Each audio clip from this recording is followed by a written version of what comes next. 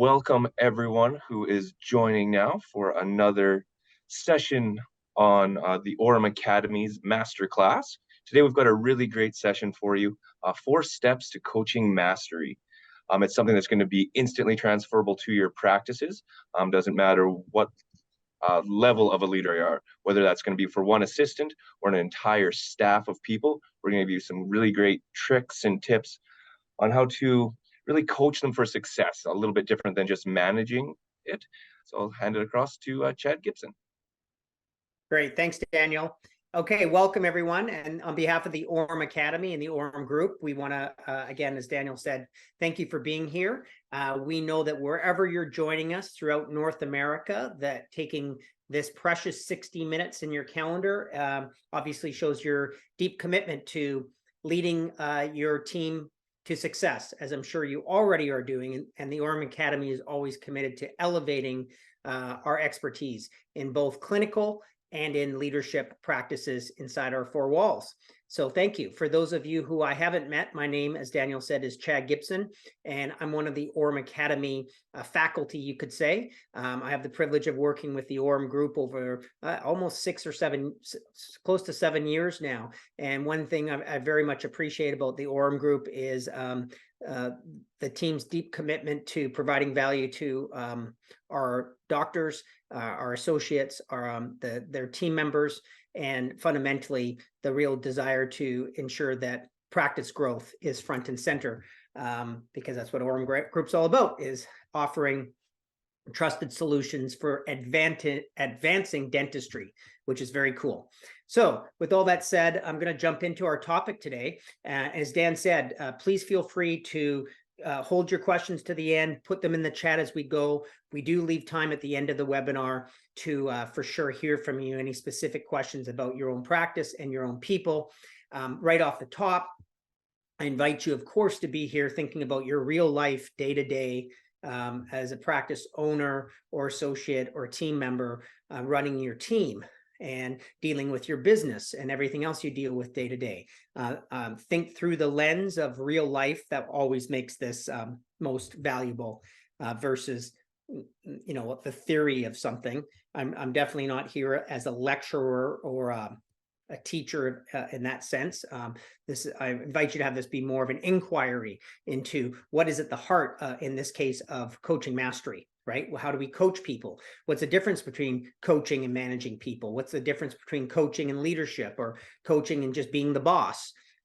Coaching has a very specific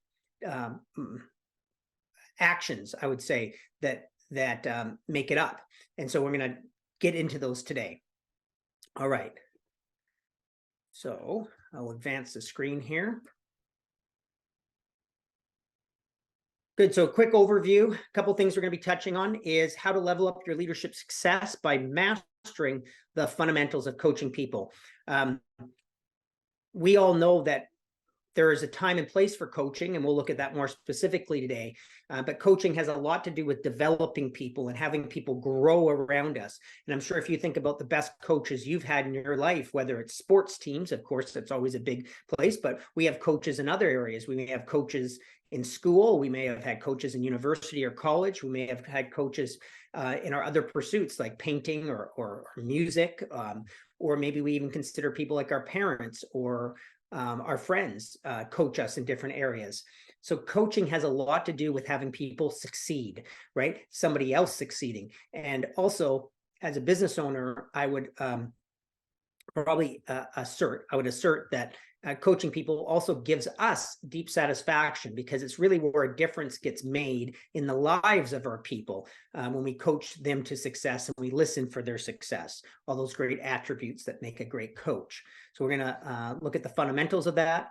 I'm going to review some strategies for helping your ability to be more productive by working through others. You know, sometimes the frustration as a business owner may be, that you can't get to everything. For some of you who are chair side all day long, and then you've got to coach your staff or lead your staff or your team, and it seems like two full-time jobs, I'm sure. So there is something about being productive in our coaching, and when we're efficient at coaching, we should gain more time in our day to do what we do best and have the team still thrive. So this is about finding more time, not about spending more time. And then I'm going to also review some guides and templates I have for you, and we'll share at the end of the webinar how we'll get those out to you. But these are actually some fill and play templates as far as coaching conversations and how you can set up winning conversations with your team that I'll review with you as well. And then, of course, techniques for scheduling your coaching time. When should you meet with your team? How long should it take? How do you schedule for it in your calendar? And what's the format? All right, so we're going to be touching on all that. Again, for those of you who haven't met, I have been in the game of leadership and running teams for my whole career, basically for 20 plus years. And over the last 15 years, I've had the privilege of working with some of the leading groups and companies around the world, including Disney, NBA, Microsoft, Lululemon, and of course the Orem Group, as I mentioned, for the last 6 years. So, and in addition to that, hundreds of business owners and teams. So I really like the entrepreneurial space. I really like the small business owner, and I really like the business, of course, what you're all in, which is healthcare and patient care. I think that there's no more valuable business than the business you're in. And so here we go. As a brief overview here, this is where we're going to be going through 4 steps. So I talked about the 4 steps to coaching mastery. Here it is. Number 1 is all about designing the game. Number 2 is about building the relationship. Number 3 is about communication. And number 4 is how to stay disciplined. So these are the 4 steps to coach. And break them down on the next slide here a little bit more granular. However, this gives you a bit of a roadmap overview. A lot of times I think there's a lot of lack of distinction, you could say, about what it takes to be a great coach. So I want to break it into bite-sized pieces today, and again, invite you to think about your real team and your own coaching ability as we go.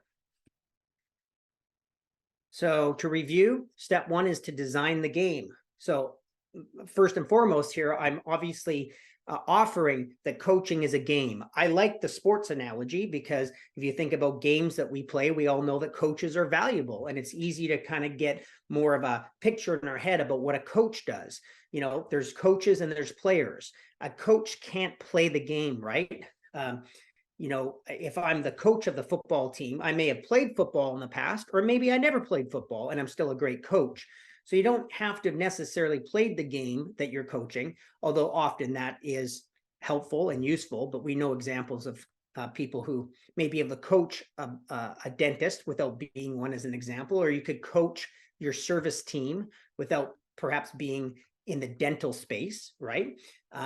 So that's important to know. But the main point here is that we're designing the full game where there's players and there's coaches and there's an objective. What makes the game important? How do we define the game, which is called your business, right? Customer service, patients appointments, chair time efficiency, sales and revenue, sales conversations, best practices for your team. So it's all part of designing the dental practice game. So this really talks about how to set up a winning coaching structure. We're going to look at that in a moment. Step 2 is building the relationship. So once the game is developed and we know what we're doing here, next is actually the real relationships you have with your people. And of course, we all know that building trust as a coach is important. People need to trust their coach because you're going to have them do things that they can't see is achievable. That's where coaching comes in. Why anybody needs a coach is because we want to fulfill something that we don't know how to do on our own. We can't quite see it yet. We may know it's possible, but we want to have somebody help us get there faster and better.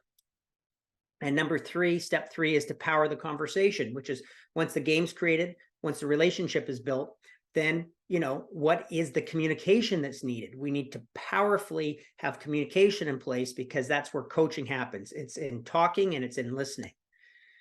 So how do we have effective coaching conversations? And what's the difference between coaching and management, as I pointed to? We'll get into it. Step 4 is to keep the discipline. So it's fine. A lot of people don't create the game. They don't build the relationship. They may try to have conversations, but they're missing the first 2 steps. And so often they give up, and we don't keep the discipline over time as a great coach to have the players win the game, the championship, no matter what. And so that's the 4th step, is how to produce winning results as a coach, because that's what a coach is paid for. We have a job as a coach, and if we take on that role and responsibility, obviously we know we keep our job if the team wins. If the team's not winning, you're not an effective coach. That's just the reality of it, and we need to look at what's next. But of course, the design of this is to have you put in perhaps what you can build your strength on here. So let's look at step 1 then, designing the game. How to set up a winning coaching structure. First question is here, why do people even need or want to coach? So this is a question to you all to think about. And the easiest way is to think about yourself. One of the prerequisites for coaching is that the people you coach need to be, or it works best when they are, a request for coaching. I don't know if you've ever had the experience, you probably have, of trying to coach somebody who doesn't want your coaching. Or you may experience somebody trying to coach you when you don't want their coaching.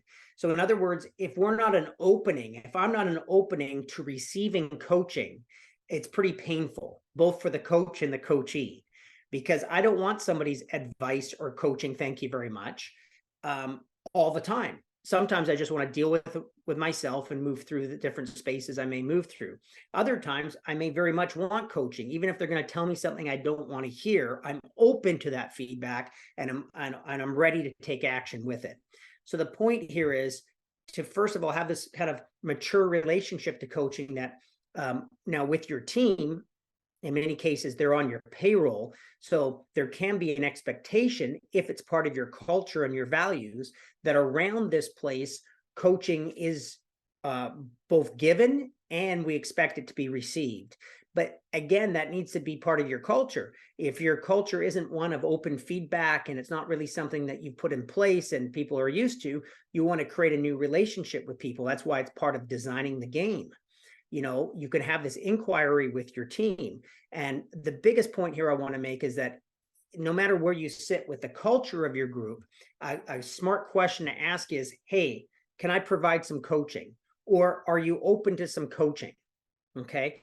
Even if there's already an agreement in place, especially when we're stuck on something and we're trying to coach people when they're in the middle of a reaction or being emotional, that's not often the great time for coaching, by the way. Don't try to coach people when they're emotional. Let that all kind of settle, and then provide some coaching after the fact. But at the same time, again, the main question is, may I provide some coaching? Or are you open to some coaching? And really wait for an answer, which, most people say, yes, okay, I love some coaching, boss. Or, yeah, what do you see? Great. Now you're in a conversation that's by request versus being forced. But fundamentally, why do people even need or want coaching? Well, we want to win the game. We want to be better than we were yesterday. We want to ensure that we're delivering for our patients and our customers exactly what we say we deliver. And we want to succeed together. So cultures who aren't up to a big game or who really aren't expanding don't need coaching, because they're not interested in coaching, because there's no expanded game to win. Does this make sense? You only need a coach if you need, again, to see something you haven't seen before, or support each other in pushing through some uncomfortable spaces to be able to achieve new results. So that's interesting, right? Coaching is not for everyone. It's for teams who want to expand. It's for teams who want to always provide more and better. Okay. So a couple other points here when you're thinking designing the game. You want your goals and outcomes clearly defined with the people you coach. You want to have conversations to define what success looks like. You want to be okay with stretching beyond their comfort zone. And you want to schedule your coaching sessions for maximum impact. So at the end of the webinar today, well, before we end, I'm actually going to go through a conversational guide, which you'll also get emailed to you. And it helps set up this whole space here that I'm pointing to. I'm actually going to give you examples of sample conversations you can have with your team to define success. So I won't speak much about step one here because we're going to revisit it. But the main thing is that you're sitting down, and I'm just going to say it's a one-on-one conversation now with somebody you're coaching, and you're really saying, what is the game here? However you use that language. What are we up to? What are your goals? What is it that's important to you in this position? And you're listening for what they say is important in the position, and you're contributing that, especially if you're the leader of the business. You can say, you know, in this service role, let's remember that these 4 things are our main initiatives. These are what we must always ensure happens with our patients coming through the door. Here's the why behind it. And you're having a two-way conversation. That was the point. We're creating the game together. We're listening for where can we grow together? What requests for coaching do they have? Where do they see there may be some gaps for themselves in their own growth as a great team member? Okay. And the other point I have here is you have to be okay with stretching beyond their comfort zone. So sometimes as the owner or perhaps the manager or the supervisor, sometimes we have an adversity to pressing in with people to some degree. We avoid conflict or we avoid any kind of discomfort.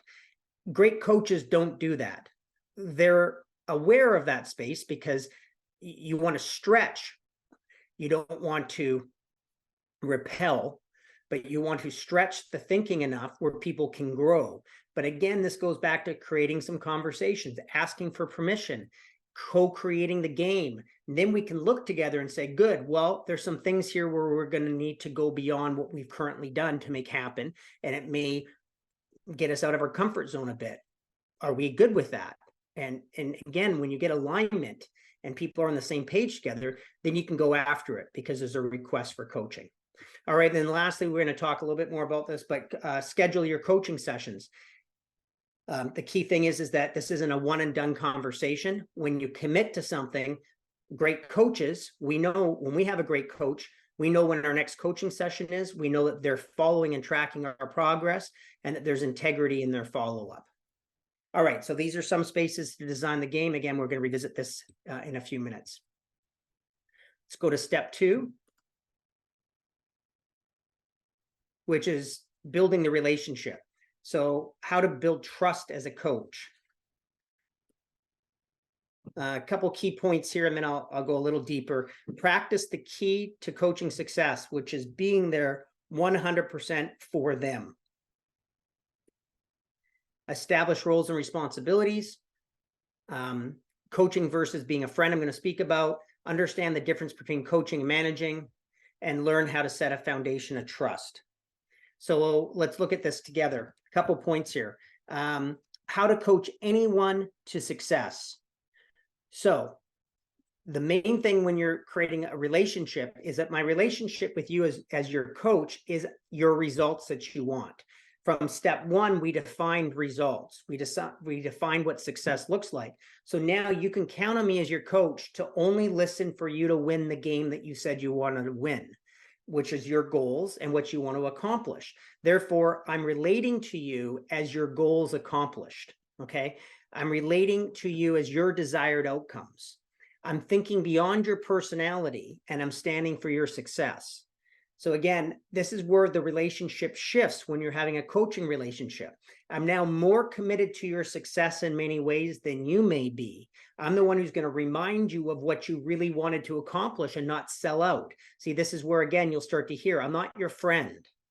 We may be friends, but if you want me to be your coach, and I am a high performance coach, when I coach my clients and they're paying me for that, they don't want me to be their friend.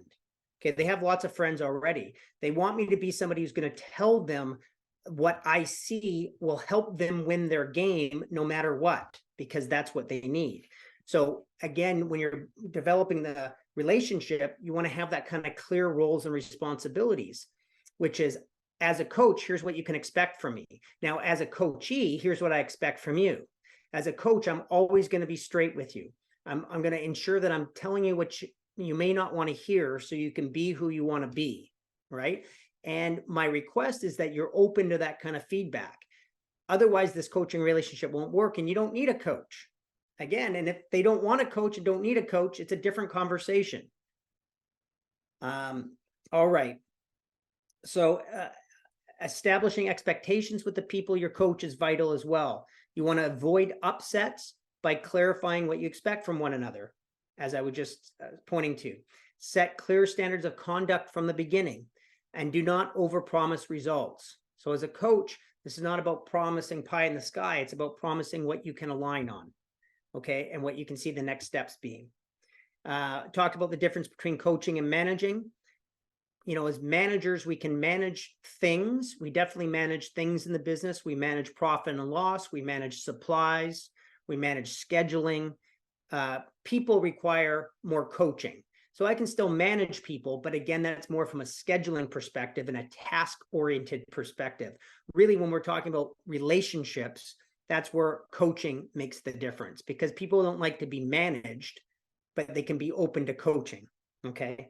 And how to be a coach versus a friend. I spoke about the main distinction here again is that if you want me to be your coach, I'm going to tell you what I need to tell you so you can fulfill your goals. And the great coaches know how to kick people in the butt, not to be annoying or just to be controversial. They do it because they have their eye on the prize, and they're going to say whatever it takes for us to win that game together. All right. And then finally, as we have here, building trust. So a lot around building trust and, you know, how do you build trust on teams? For me, it's very simple. Building trust, and I look as a coach to somebody, I'm going to do what I said I'm going to do, period. That's trust. If you think about why we trust people, it's because we can count on their word. They say they're going to do X by X time, and you know that reliably that person does X by X time, okay? So in a coaching relationship, it's about me keeping my coaching agreements intact with you. And it's about being responsible for saying something if something falls out of integrity. If we miss an appointment, if we don't do a coaching thing, if I step over something with you as a person coaching you, I'm going to be in communication about that. And you know you're going to hear authentically from me.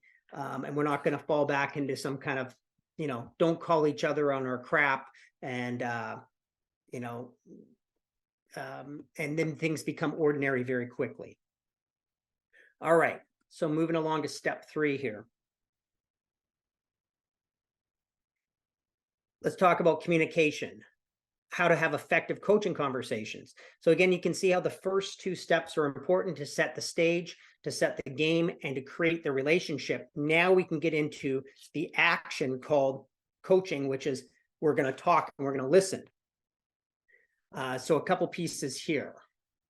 We're going to talk about one-on-one conversations, how to redirect behavior, how to have tough conversations, and know how and when to celebrate success, and what to do when expected results are not showing up. So these are all important because they keep the coaching relationship intact. And these are actually what you could say are the moves in the game that a coach has. This is what I'm going to use to have you win the game. So one-on-one conversations. Again, lots we can say on this. We've done other complete webinars on one-on-one conversations. A couple quick points to remember. The first is relax. It's just another person just like you with possibly different views. So sometimes when we're sitting down one-on-one with people, there's a lot going on in our heads about what are they thinking of us? What am I going to say? What if they ask me something I don't have an answer to? What if they ask me tough questions I don't want to answer? That's all what's going on with us. And we may miss that that person sitting down with us has everything going on in their head. What does my boss think of me? Am I doing a good job? What if they ask me something I can't answer? What if they ask me something I don't know? We're pretty much all the same. And we're a lot of times have most of our attention on ourselves and how we look and how we will come across and what might go wrong. So if you can take a breath with all of that and realize everyone's got that going on, then I can just be one human being with another human being sitting down, having hopefully a committed conversation about the success of the business and about our, our role in the game. So again, relax. It's just another person, possibly with different views about the business. We all have different views, and we can be open to discovering something in partnership. So I offer that to you. For myself, it works very well. I consider any conversation I have, quite frankly, when it works well, a partner kind of conversation. Me leading this webinar with you, I consider myself a partner with you. Why? Because we're all here together inside this topic called coaching, and we're here to make our businesses better and our people happier and our customers happier and our lives easier. So we're in a partnership on this topic tonight. Anytime you sit down with your staff, you're already in partnership because you're up to great things for your patient care and for the success of your business. So you're just partners in that, working something out. And the last piece I'd offer with one-on-ones is be comfortable with not having the answer, right? A lot of us think that we're going to get caught with something if we can't answer the question. If you don't know the answer, just say, I don't know, or say, I'll get back to you. Too many people get frozen in conversations because we think, especially as the business owner or the leader, that we have to have an answer for everything. We just don't. And it's much easier to say, you know what, good question. I don't know. What do you think? Or I don't know. I'll get back to you. Okay, whatever's appropriate. Okay, good. Let's talk about how to address poor performers or redirecting behavior. So this is, again, in a coaching relationship. But if my coachee's having problems with something, there's two places I look at. Because obviously I'm coaching them in their performance. And so I'm going to ask, are they trained? Okay, yes or no. If there's poor performance, you can think about this from more of a management point of view as well. Think about your team. If there's some breakdown in performance, that is, people are not doing what you expect them to do, what you want them to do, what you paid them to do. Only one of two things are happening. One is they're not trained. So you got to find out, are they actually trained to do what you expect, right? Did you train them, and did they complete the training, and do they understand the training? Sometimes people don't do training thoroughly, and then they pretend like they're trained. You got to really dig into that and make sure that both of you agree, I'm 100% trained in whatever it is that I'm being asked to perform. If they're not, get that fixed. If poor performance continues and they are trained, then you need to check, are they clear of your expectations? So this is more about how you do the job, not just that you're doing the job, more of the way that they come across and the values or the feel of your practice. So you need to clarify your expectations. Perhaps it's in client care or customer service, or the way they answer a phone, or I don't know, they deal with a breakdown or a complaint or something. Clarify expectations on your culture and make sure that you're clear with them and that they're clear about what you expect. Okay, and if those two are in place, they're trained and they're clear about your expectations, and you still have poor performers, it probably is a people selection problem, and perhaps they should not be part of your team for their benefit and yours. But first, I'm 100% accountable as a coach, and it goes back to the very beginning, which is I'm 100% accountable for their success and them winning. So it's very rare that when I'm coming authentically from that place as a coach in the business, that anyone fails. If we fail together. And however, I can't coach you if you're not going to, if the expectations are not authentic to you. If you're not going to engage in expectations of what we do here, then you shouldn't work here. I'm not going to coach you in something that you're not even up for. And number two, if we haven't trained our people properly, it's hard for them to perform. All right, so I hope that helps with how to address poor performers or redirecting behavior. I know I'm going quickly here, but I'm trying to get at least the key points in these big topics like communication. How to have tough conversations. First and foremost, whatever you consider tough, maybe, again, somebody's performance, maybe you have to let somebody go, maybe you've had a very bad customer complaint, patient complaint or breakdown, or you may have to deliver some unfortunate news.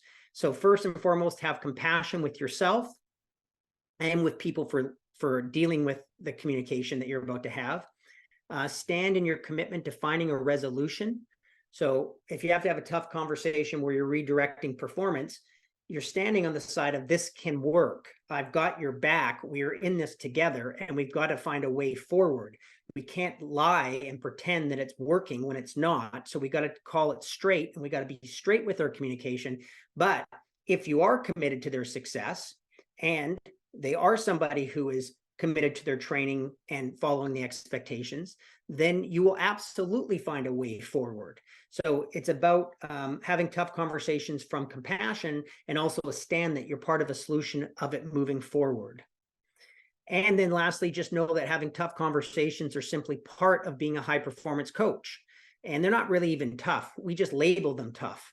They're just addressing what needs to be addressed timely, which actually works for everyone. It's when we let things fester and we don't address things quickly, and we worry too much and get too strategic in our communication and worrying about getting it right, that things snowball. And then we've got a bigger problem on our hands, because that's on us. That's my lack of integrity, that I haven't addressed this in 2 months. And now I'm trying to catch up on something that I've been negligent on my watch with.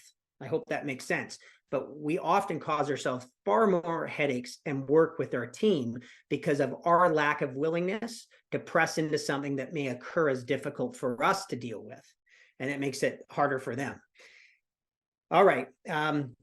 Motivating, how to motivate people and celebrate success. So the main thing is motivation is a lot about acknowledging authentic commitment of the people you're coaching. The pats on the back, in my opinion, that are inauthentic do not work. They breed a culture of insincerity. And you know, the whole thing, I'm going to tell you some good news before I tell you the bad news. Way too strategic. People smell it from a mile away. We do as professionals ourselves. So just get used to talking straight. And there's a time to acknowledge success, like and the time to acknowledge success is when you actually witness the behavior and the culture of your group in action, where somebody treats a customer in real time with the kind of care that you're committed to, as an example, or they resolve a breakdown with a customer and turn around a complaint, or the way they interact with each other at the front in the presence of patients, or they're operating in the OR. I don't know how it looks for you, but whatever behavior you want more of, the time to acknowledge that is right in the moment. Hey, thank you very much. Good work with that. That's exactly the kind of action we want to take. Thank you so much. Oh, and here's the main point, everyone. You want to think beyond just what they did. You want to acknowledge them for the commitment that was in the background of what they did. See, for those of us who are used to getting pats on our back from time to time, it doesn't often mean much. I mean, it's nice to have a pat in the back, but what really makes a difference if somebody thinks, what had him take that action? What had her say what she said? What had her take the extra step to phone that person back and resolve that issue the way she did it? She must really care about the patient experience, like we say we do around here. She must really care about her team players. She must really care about the business being profitable, the customer being happy, whatever it is. Think about what the commitment is behind the action.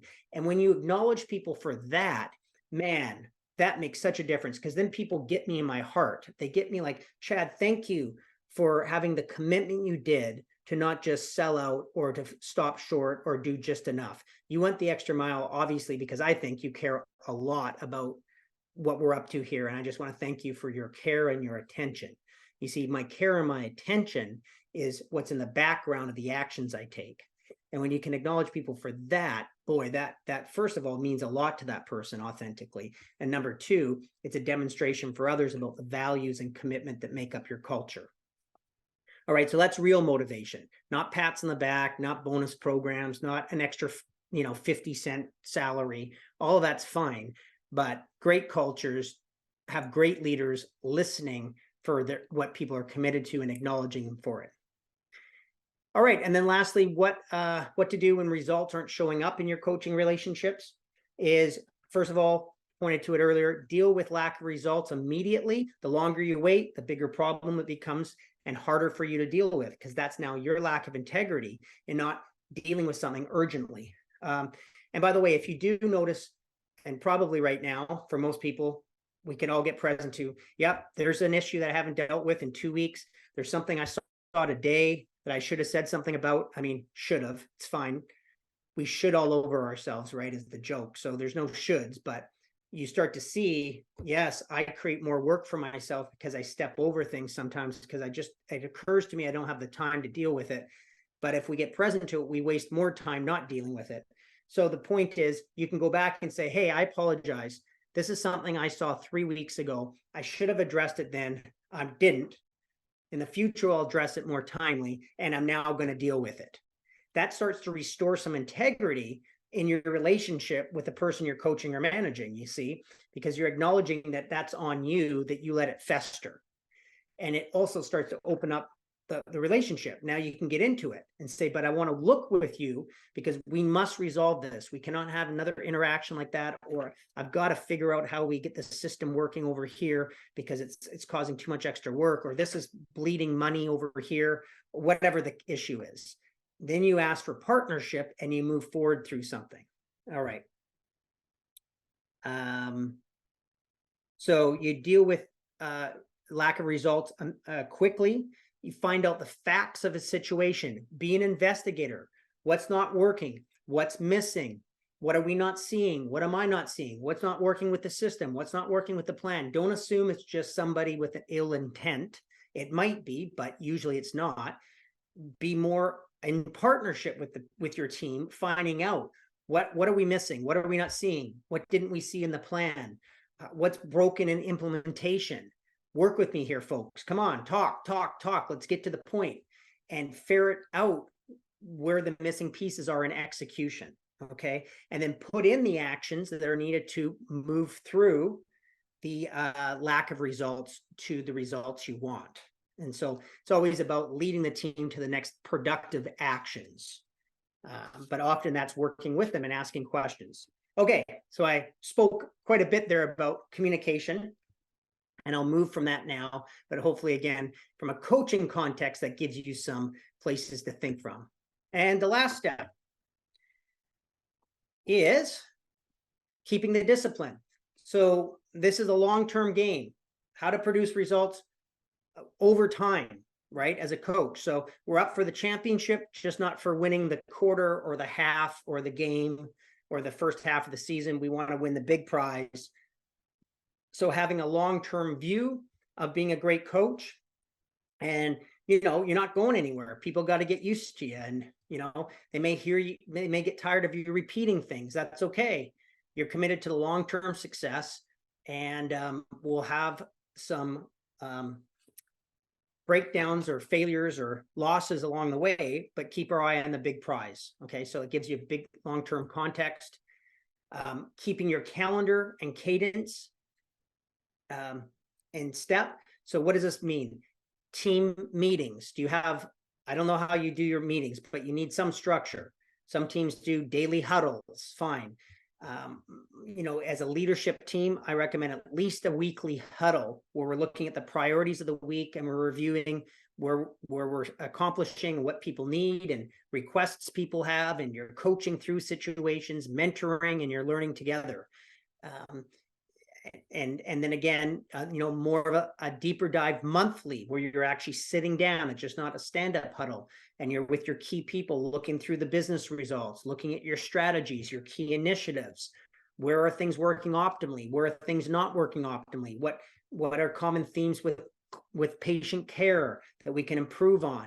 You're eliciting and holding people responsible for their input, so they're not on the sidelines sitting on their hands waiting for your answer. There's a lot that happens in meetings when you run them well and keep them in the calendar. So, that doesn't need to be, again, depending on the size of your practice and your team, you'll see what works for you. It could be a lunch out, could be a couple hours, but whatever it takes to keep your plan in place and work your plan and mentor people. And then if you're coaching people one-on-one, you may be training up a new front office person or a new clinical person. You need to put in whatever you need. There's different stages of growth and development. You may need a meeting every day. You may need one-on-one once a week. And that's up for you to decide, but have it in your calendar. Don't be like, hey, we'll figure out when we talk next. have the next occasion in your calendar. It really makes a difference because people are going to produce results, and then you sit down and you can redirect. You can look at what's working, what's not working, what's missing together in a committed coaching relationship. Very important. Mindset. So plan for consistent, reliable, outstanding results. So this is the coach's winning mindset. There's 3 things that I think are most important as a coach.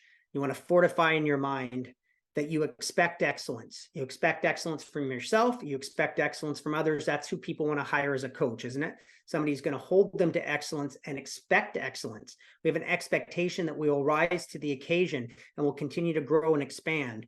The next piece is, as a coach, that you be of service. You're not there to impart your infinite wisdom on somebody. It's not so much about what you know, it's about who you're being for them in your stand for their success. They've defined what they want inside the context of the business and their role and their development. That's coaching them in a leadership capacity. Now I'm of service to them for them to produce their results. And then lastly, out of the 3 things as a winning mindset is to remind people of their greatness.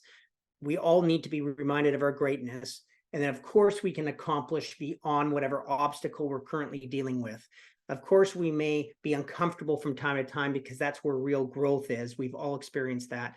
And the people we respect most as coaches in our lives and mentors in our lives helped us move through the spaces of unknown and uncertainty and where we doubted ourselves.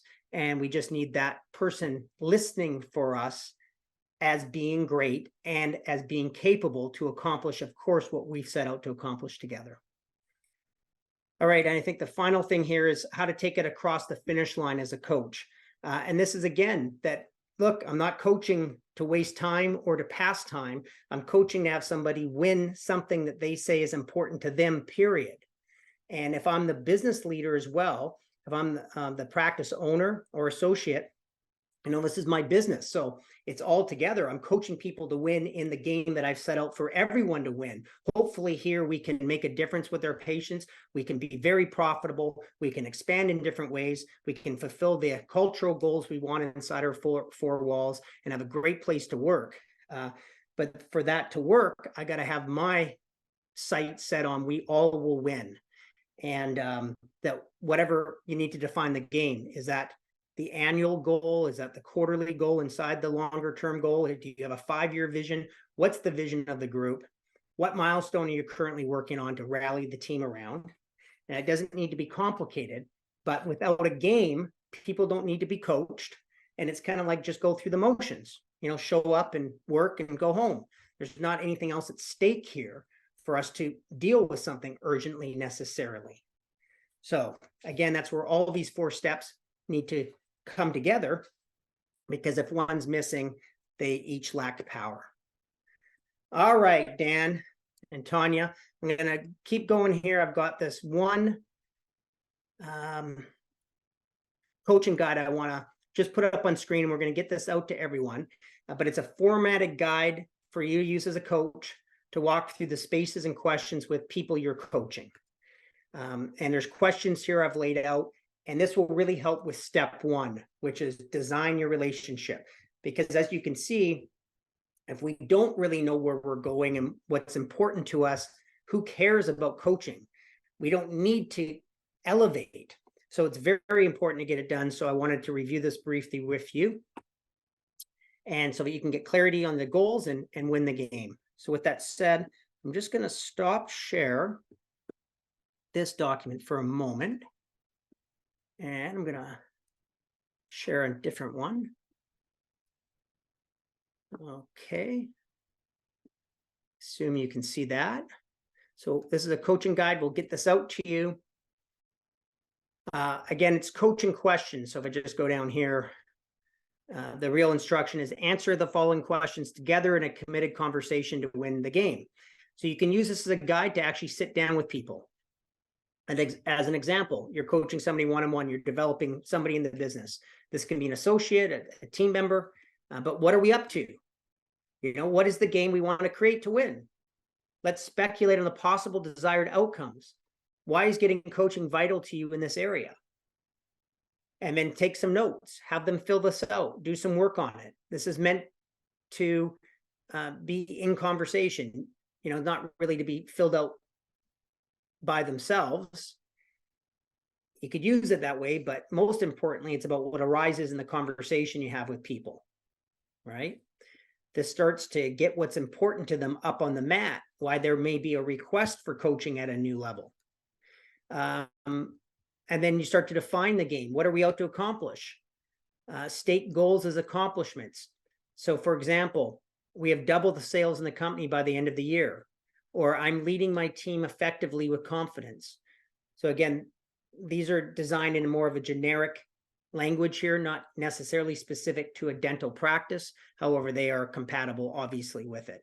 Nothing wrong with doubling sales or leading teams effectively, right? So this is obviously important, but again, you're transferring their goals into actually an accomplishment. So by the end of the year, we would say, I'm definitely leading my team effectively with confidence. Okay, great. I'm going to coach you on that. We now have a context to come from. What does success look like? So now you keep going, make the game real. For example, having doubled sales, we are impacting many more customers with their outstanding products and services. Or having developed myself as a great leader, I'm now taking on new challenges and increasing my income potential. Add as much detail until you can see it in your mind's eye as an accomplished fact. Right? So we're creating a good development plan here. How do we measure that? So now we want to know we're on track over time. So what will the scoreboard read at the end of the game? What does it read at the third, second, and first quarter coming backwards from that future? Anything you choose for a scoreboard item must be graphable. We started here and then we ended here, so you can measure something. So if you're maybe coaching somebody on setting more appointments with customers, with patients, obviously that's something you can track. I'm sure you do. And there's different things you're already measuring in the business that high performers get excited about, because if they can move the needle on something, then you can high five over those accomplishments. So the point here is to find something that where you're just not playing the game. You can look up at the scoreboard too, stop once in a while and say, what's the score? Are we behind? Are we ahead? And that informs the moves you make on the court, right? Then you can coach on new actions that maybe they're not taking, or something they're missing, or the conversations they're having. Okay. What are the big wins along the way? So this is all about setting up some milestones, not only accomplishing the end championship, but what would be the victories along the way that we want to actually accomplish and take a moment to genuinely acknowledge. Have we stretched our thinking to ensure we have an aspirational goal? So once you set the goal, you could look and say, okay, good. Now, is this predictable, or is this something that's actually a bit of a breakthrough for us, a bit of a stretch goal? Sometimes people only create things they know they can accomplish because they don't want to fail. As a coach, back to an earlier point, you want to be okay with challenging your people to stretch just enough where it's they don't have all the answers today. That's part of the game. We got to discover together. We got to invent some things together. We got to find new ways of operating together. We got to be a bit unreasonable together. But that's where real champions are born, right? Not from just doing what we're going to do anyway. No one needs a coach to do what we were already going to do. So I'm here as a coach. I want you to actually do something and produce something that would be really desirable beyond what's predictable. So you can ask those questions with them, not lay it on. Don't tell them their goal. Have them come up with their goal. It's very important. Why does achieving this goal matter to you, to us? Now you're aligning their goals with the business goals, right? Because this isn't just personal goal setting time for your staff. It must obviously promote the business health that you're committed to. If there's misalignment in those goals, that doesn't work. So you want to find a way to have those align. And in my experience, there usually is. So you can look through that. You can look at your accountability structure. So when do we want to meet? What will be our agenda? How long should our meeting be? Let's schedule that time now. Where will we meet? Don't leave these things to chance. So many goal setting exercises with people have maybe one meeting and then people get busy and have a bunch of excuses, and it does more harm than good. You would have been better never committing to somebody in the first place to develop them. Just let them do it on their own. So this takes responsibility because, again, you're standing in the championship being won, not just checking off one meeting in the year. Number 9 out of 10 questions is, where will we likely fail? So you can have an open conversation here about, okay, they've taken on a bit of a stretch goal here. Where do they normally fall short? Where do they take themselves out of the game?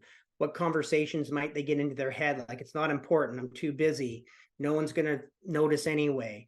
Where might you take yourself out of the game as a coach? It may be similar conversations. I've tried this before. It didn't work with the last person. What if I need to say something that you don't like? You know, it's a way to inoculate a lot of those kind of conversations in advance that maybe stop us, because now we have an understanding and compassion for where maybe we'll pull ourselves back from both our relationship in this game, and we can get ahead of it and even notice it in one another and have compassion for it, not make each other wrong for it, not point a finger and say, hey, see, they never followed up with me. That doesn't work either. Okay, and lastly, how are we going to celebrate our success? So picture in your mind's eye, we've now done this, we're raising our glass, congratulations, it's the end of the year, we accomplished everything we said here. What the heck, how are we going to celebrate? Because again, that's very important. That's not the reward, but it's just a way to acknowledge what's so, and to high five. All right, so I'm going to stop sharing that piece. Come back to the deck one last time, and we'll wrap up.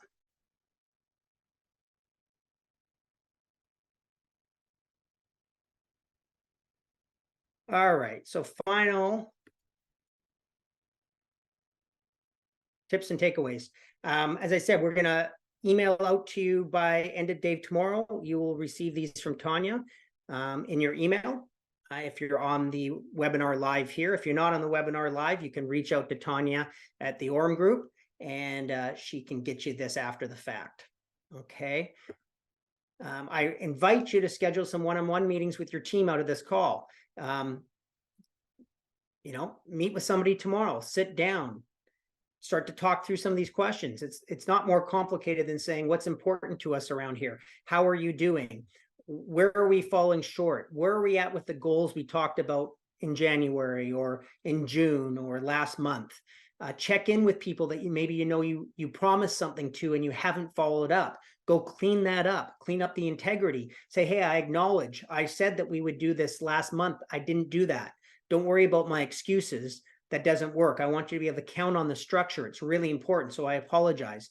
So can we meet next week? You see, that resets the listening. It again creates a new foundation of relationship.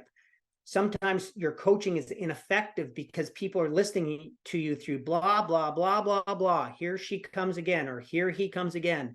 And the staff kind of just think, keep your head down. This too shall pass. You know, whatever your new request is or new bright idea is. People get tired of listening if we don't follow through.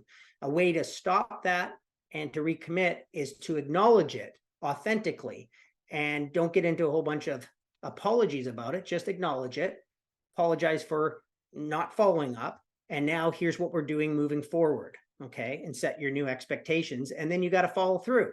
Otherwise, you can see people have the same story about you that they had before, that nothing really moves around here, and they don't really have to take action because no one's really going to check. And then practice creating a game with them and support them to win. You know, what's a new game you could create between now and December, the end of the year? Imagine if we accomplished X, if we actually got on the other side of that thing that we were implementing, or if we called every one of our patients and said X to them, or if we completely executed this customer blah, blah, blah plan that we've been talking about doing for 6 months. What would that look like? That'd be a major win for us. Can we get the team around that? And can we have a game that happens? So I don't want to leave you with, you need a 5-year strategic plan and all that worked out. Just, what's important to you in your business. What would make the biggest difference in the next 3 months. Create a game around that. Invite people to play with you and then coach them to win it. Okay. And then lastly, schedule, the next conversation following that and follow through from there. Okay, everyone. So with that said, I've got one last thing for you here. If you enjoyed this content, I have this QR code up here. I have a video series which slows down a lot of the concepts I just talked about, and I get those off to you by email. If you like those, please just scan there, and we'll make sure that I get those out to you. And with that, Dan, I'll invite you back to see if there's any questions and get us on our way tonight. Well, thank you very much, Chad. That was an excellent job.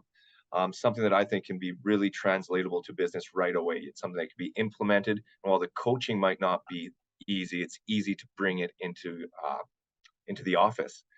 We've got the step-by-step of how to design, execute, and also keep up the work. So thank you very much on that.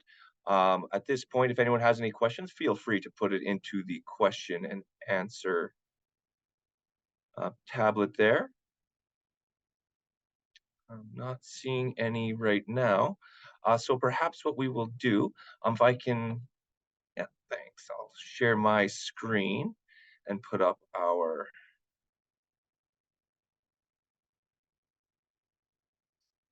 QR codes. So this first one will be for the survey that allows you to get your CE credits. So just fill that out quickly and we'll have that off to you as soon as we can. And the second one here is for the Orem Academy. So you can see when future webinars are going to be coming up. We've got a few more with Chad this year, as well as some that'll be coming up next year soon as well.